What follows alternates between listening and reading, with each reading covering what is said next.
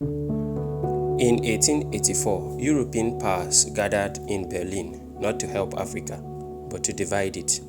At the Berlin Conference, countries like France, Britain, and Belgium drew borders on a map without knowing or caring about the people who lived there.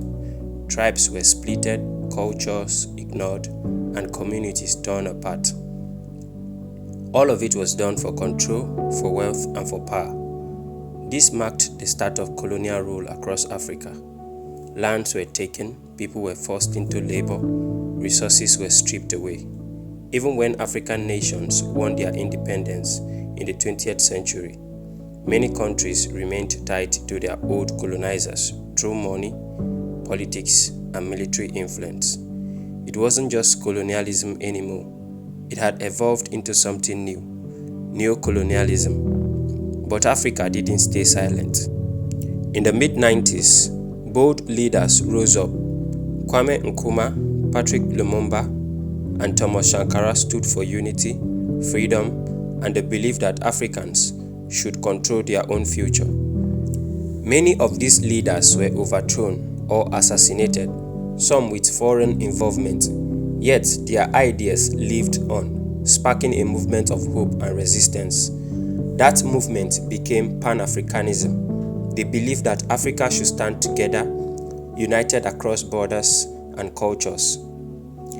It called for self-reliance, economic independence, and pride in African identity. Leaders like Sankara didn't just talk to talk. He rejected foreign aid, supported local industries, and uplifted African values. But despite their efforts, internal divisions and foreign pressure held the continent back. The dream of a united Africa remained alive, but still out of reach. Today, a new voice has reignited that dream. Captain Ibrahim Traore, leader of Burkina Faso since 2022. He has taken bold steps to challenge the status quo. At just 37, he expelled French troops, nationalized gold mines, and turned down loans from IMF and World Bank.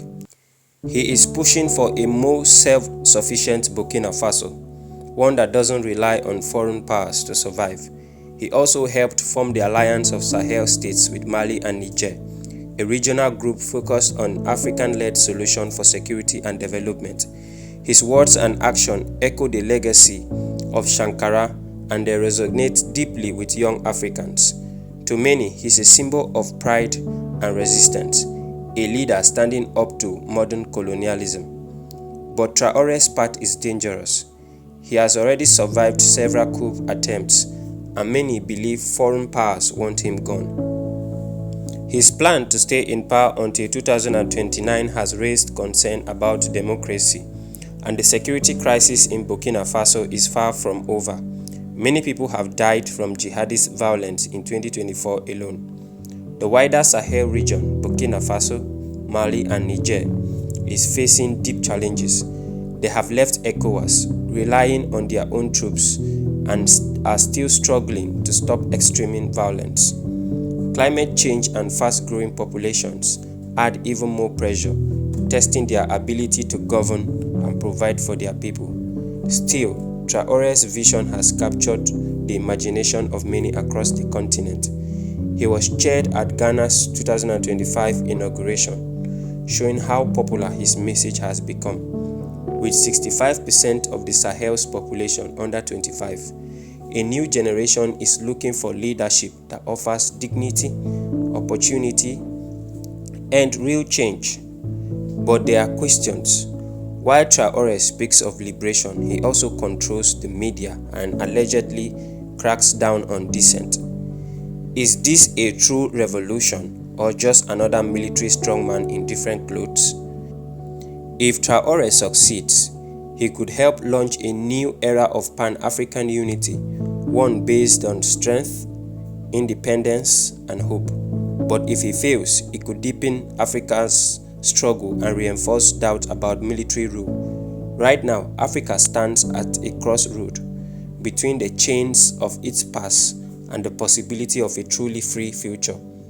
Traore's leadership is an eye-opener and a threat to foreigners with wrong motive for Africa. Mr. Chairman, having said that, may I say, people must always come first in any process of sustainable development. And let our Africans come first in the development of Africa, not as puppets, not as beggars, but as a sovereign people. I thank you.